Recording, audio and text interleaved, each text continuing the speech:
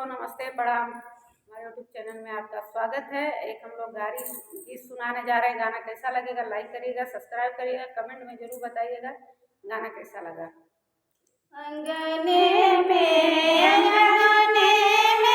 नल का पाइप डाली, अंगने में नल का पाइप डाली, अंगने में समधि साले हो स्नान करेला, पूजा पाठ करेला, अपना दीदी के छुके तू दान करेला। अंगने में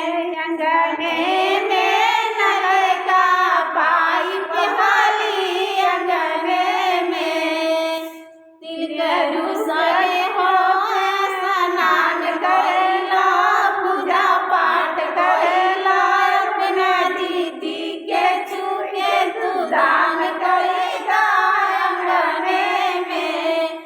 अंगने में नल का पाइप डाली, अंगने में बरिया समधि साले हो स्नान करेला, पूजा पाठ कइला।